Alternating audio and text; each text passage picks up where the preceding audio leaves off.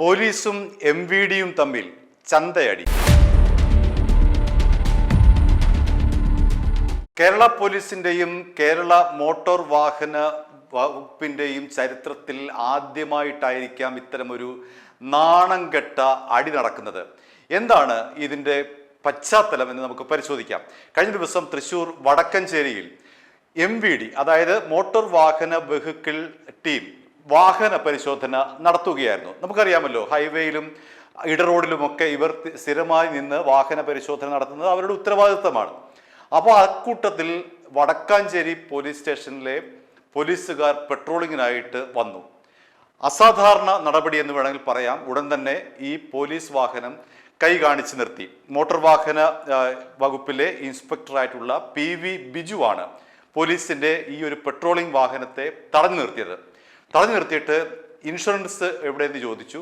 ഒപ്പം പുക പരിശോധിച്ച സർട്ടിഫിക്കറ്റ് എവിടെയെന്ന് ചോദിച്ചു, പൊല്യൂഷൻ സർട്ടിഫിക്കറ്റ്. അപ്പോൾ പോലീസ് പറഞ്ഞു ഇത് ഇൻഷുറൻസ് ഉണ്ട്, മാത്രമല്ല അത് ഹാജരാക്കാനും തയ്യാറാണ്.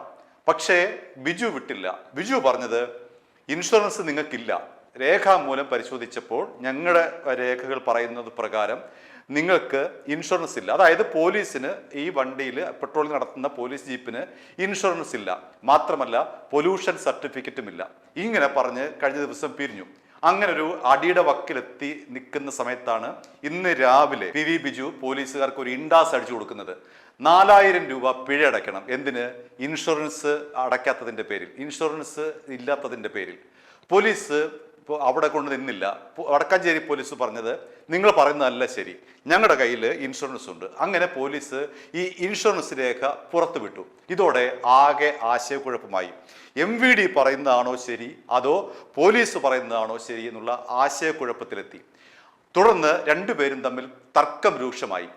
പോലീസ് പറഞ്ഞു, ഞങ്ങൾ ഇതാ ഇൻഷുറൻസിന്റെ കാര്യം രേഖ ഇതാ കാണിച്ചിരിക്കുന്നു, ഇനി ഒരു രേഖ കൂടെയാണ് നിങ്ങൾക്ക് വേണ്ടത്. അത് പൊല്യൂഷൻ സർട്ടിഫിക്കറ്റ് രേഖയാണല്ലോ, അതായത് പുക പരിശോധന രേഖ. ആ രേഖ ഒരാഴ്ചക്കകം ഹാജരാക്കാം. ഇനി അഥവാ അങ്ങനെ ഹാജരാക്കാൻ കഴിയില്ല എങ്കിൽ ഞങ്ങൾ ഇപ്പൊ തന്നെ 250 രൂപ അതിന്റെ പിഴയും അടയ്ക്കാം. അങ്ങനെ പറഞ്ഞു നിന്നു. പക്ഷേ ഇതും MVD മോട്ടോർ വാഹന വകുപ്പിലെ ഇൻസ്പെക്ടറായിട്ടുള്ള PV ബിജുവിന് ഈ ഒരു നിർദ്ദേശവും അദ്ദേഹം സ്വീകരിച്ചില്ല. ഇതോടുകൂടി പ്രകോപിതരായ പോലീസുകാർ ഇപ്പോൾ ബിജുവിനെതിരെ ജാമ്യമില്ലാത്ത കേസ് വകുപ്പ് ചുമത്തി കേസെടുത്തിരിക്കുകയാണ്, FIR ഇട്ടിരിക്കുകയാണ്. പോലീസിന്റെ ഔദ്യോഗിക കൃത്യനിർവഹണം തടസ്സപ്പെടുത്തി കേരള സർക്കാരിനെ അവമതിപ്പുണ്ടാക്കുന്ന വിധത്തിൽ പെരുമാറി തുടങ്ങിയിട്ടുള്ള നിരവധി വകുപ്പുകളാണ് ഈ MVDയുടെ ഇൻസ്പെക്ടറായിട്ടുള്ള PV ബിജുവിനുമേൽ പോലീസ് വടക്കാഞ്ചേരി പോലീസ് ചുമത്തിയത്. ഇതോടുകൂടി ഇവരുടെ തർക്കം കയ്യാങ്കളിയിലേക്ക് എത്തുമോ എന്നുള്ള ഭീതിയിലേക്ക് കാര്യങ്ങൾ മാറിയിരിക്കുകയാണ്. കാരണം അത്രമാത്രം ഈ രണ്ടു പേരും തമ്മിൽ, വടക്കാഞ്ചേരി പോലീസും MVDയും തമ്മിൽ അത്രമാത്രം അതിരൂക്ഷമായിട്ടുള്ള ഒരു തർക്കത്തിലേക്ക് വന്നിരിക്കുകയാണ്. കയ്യാങ്കളിയുടെ വക്കിൽ വേണമെങ്കിൽ എത്തിയെന്ന് വേണമെങ്കിൽ പറയാം. കാരണം പോലീസിന് അറിയാമല്ലോ, പോലീസിന് വേണമെങ്കിൽ മൂന്നാം പുര പ്രയോഗിക്കാം, MVDക്കും തിരിച്ചും പ്രയോഗിക്കാം. അങ്ങനെ കേരളത്തിന്റെ ചരിത്രത്തിൽ ആദ്യമായി ഒരു കയ്യാങ്കളിയുടെ വക്കിലേക്ക് പോലീസും അതേപോലെ മോട്ടോർ വാഹന വകുപ്പും എത്തിച്ചേർന്നത് നാണക്കേടെന്ന് പറഞ്ഞാൽ അതിഭീകരമായ നാണക്കേടിന്റെ അവസ്ഥയിലേക്ക് എത്തിയിരിക്കുകയാണ്. ഒരു രണ്ട് ഡിപ്പാർട്ട്മെന്റുകൾ, സർക്കാരിന്റെ രണ്ട് പ്രധാനപ്പെട്ട ഡിപ്പാർട്ട്മെന്റുകൾ തമ്മിൽ പരസ്പരം ഏറ്റുമുട്ടുന്ന ഒരു കാഴ്ചയാണ് നമുക്ക് കാണാൻ കഴിയുന്നത്. ഇത് അക്ഷരാർത്ഥത്തിൽ എവിടെയാണ് ശരി എന്നുള്ളതാണ് ഇവിടുത്തെ പ്രശ്നം. ഒന്ന്, രണ്ടുപേരും രേഖകൾ ഹാജരാക്കുന്നുണ്ട്, പോലീസ് ഹാജരാക്കുന്നുണ്ട്, ഞങ്ങൾക്ക് ഇൻഷുറൻസ് ഉണ്ട്, ഞങ്ങളുടെ രേഖ ഇതാന്ന് പറഞ്ഞിട്ട് പോലീസ് ഇൻഷുറൻസ് കാണിക്കുന്നുണ്ട്. MVD പറയുന്നത് അങ്ങനെയല്ല, നിങ്ങൾക്ക് ഇതില്ല എന്ന് പറഞ്ഞുകൊണ്ട് MVDയും ഒരു രേഖ കാണിക്കുന്നുണ്ട്. അപ്പോൾ ഇവിടെ എവിടെയാണ് പ്രശ്നം? അവിടാണ് ഈ പൊല്യൂഷൻ സർട്ടിഫിക്കറ്റ് ഇല്ല എന്നുള്ളത് ശരിയാണ്, പക്ഷേ ഇൻഷുറൻസിന്റെ കാര്യത്തിൽ ഇവിടെ വലിയൊരു പ്രതിസന്ധി നിൽക്കുന്നു. ഇവിടെ ആര് പറയുന്നതാണ് ശരി എന്നുള്ളതാണ് പ്രശ്നം. ഇത് തന്നെ നാളെ നമ്മൾക്കും വരാം. കാരണം മോട്ടോർ വാഹന വകുപ്പ് പറയുന്നതാണോ ശരി, നമ്മൾ പറയുന്നതാണോ ശരി എന്നുള്ള തർക്കം വരില്ലേ? തീർച്ചയായിട്ടും വരും. ഇവിടെ ഒരു ഭാഗത്ത് പോലീസാണ്, ഒരു ഭാഗത്ത് MVD ആണ്.